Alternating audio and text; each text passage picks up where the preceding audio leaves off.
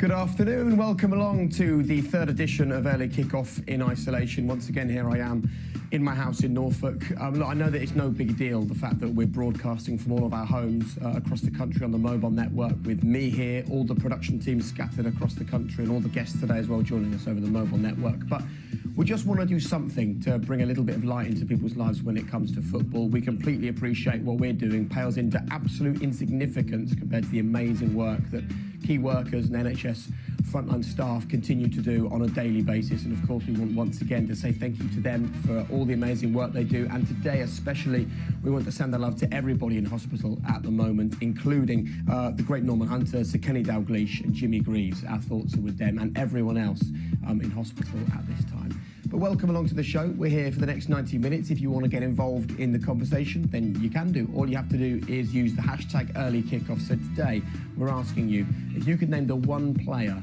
that made you fall in love with football, who would that be?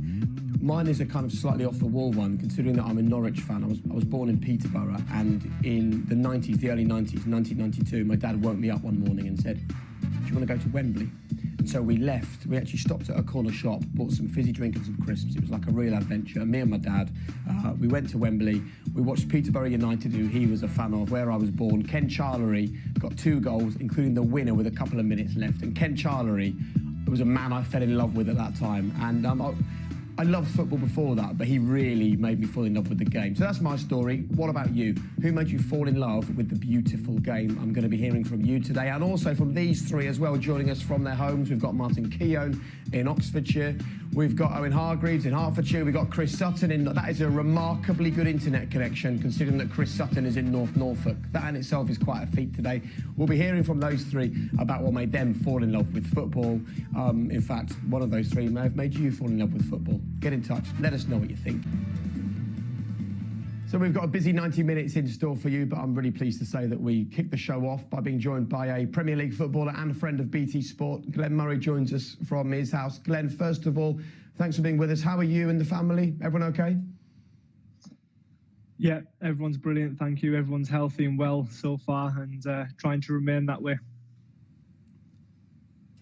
Absolutely. Look, I think this is a period where we're all realising how much we miss the beautiful game. And I think Brighton are a really good example of a football club where, despite there being no football, they're still doing everything they can to prove their worth to the local community. I mean, some of the work going on down there on the south coast has been incredible. Yeah, we're a club that are very much in touch with our local community. And that's been the way for a long time, as long as I can remember. Obviously, we've grown leaps and bounds over the last sort of 7-8 years. So we've tried to keep that contact with the local community that we once did have, and I think it's been a successful connection. There's also slightly different challenges as well for players, isn't there, in a period like this? I saw an interview with Paul Barber, the chief exec at Brighton, saying that they have been having discussions about players' wages with you and also with Lewis Dunk, the captain, as well. And these are kind of slightly uncharted waters quite often for Premier League footballers, aren't they, to have to sit down and effectively discuss the business of a football club with the chief exec? Yeah, I think as far as me and Lewis are concerned, it's been quite an eye-opener. But it's been good to work with Paul Barber and Dan Ashworth on sort of a different level to just say morning and them going one way and us going the other way onto the training field. So yeah, it's good. It's bringing the club together even more, I feel, and so far the talks that we have been very prosperous. Good. Look, I'm also interested to know what it's been like as a footballer at the moment, when you know, because you're involved in it and you see it all the time, the brilliant community work that happens. There are footballers always doing their bits for charity. Of course, there are some that aren't, and there are some that garner bad headlines. But as a whole, footballers do care, yet have still been sort of dragged through the mud in the past couple of weeks. How's it felt as a player, seeing what many people now perceive to be unfair criticism of footballers? Yeah, I think you're right in saying it's unfair criticism. Obviously, Matt Hancock decided to call footballers out.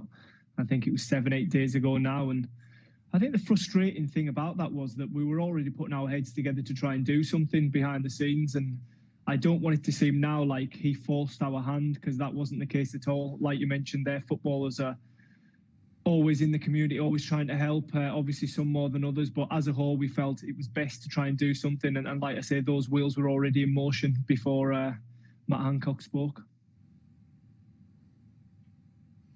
It's been interesting, though, hasn't it, seeing players from all these different clubs put the rivalry aside and come together. I mean, even the name of the Players' Campaign, of Players Together, it's kind of changing the narrative a bit about football being a sport really based on rivalry, isn't it?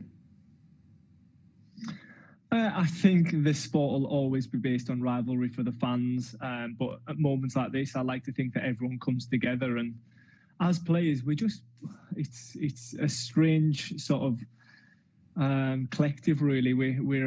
It's very much a football family where you always come across somebody that knows someone, or you've played with someone when you walk into a dressing room. So yeah, it's been good to actually chat to a few old teammates and a few old friends and sort of, all feel a little bit closer together.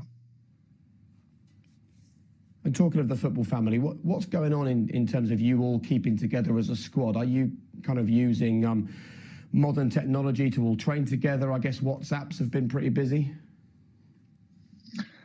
Yeah, we've got, it was a little bit more structured about 2 weeks ago when we would be on Zoom, I think 4 out of 5 days, doing spinning classes, doing sort of little workouts, body weight workouts, or if you had weights in your house, then you could add those in. And then just recently we've knocked that down to 3 times a week. But do you know what, more than doing the exercise, it's just good to see everyone's faces, and you can have a bit of banter, and it brings a little bit of structure because you've got a time frame to work to, and it brings a little bit of normality seeing different faces. And listen, we don't know what the outcome is going to be, but there's this talk about a 56-day window and trying to get all the games played. So you need to be fit, right? You need to come back firing. Yeah, we do. Yeah, I think. I hope that we'll be given a little bit of time before the season actually kicks off. So I think it's just at the minute about keeping a base level fitness and being ready to go back right into training and sort of keep your muscles limber and things, that you're not going to pull anything once you go back, and it's not so much of a shock to the system. Top man. Well, look, thanks so much for joining us. Listen, before we let you go, we're asking everyone today to tell us the one player that made them fall in love with football. Can you give us your answer? Yeah, the player that made me fall in love with football, because I was a big Manchester United fan when I was younger, was Eric Cantona. He was just something a little bit special, I felt, and he could turn the game in a flash of brilliance. And yeah, that's my main idol. Great answer, Glenn. And actually, stay watching the show, because later on we get a little glimpse of Eric Cantona. It's only brief, but it is a classic bit of Cantona on the show today. But look, from all of us at BT Sport, to you and your family, stay well, stay safe, and thanks and well done for all that you've done so far for the community and the football club. Well done. Thanks, mate. See you soon. Speak soon. Put your hands down, people.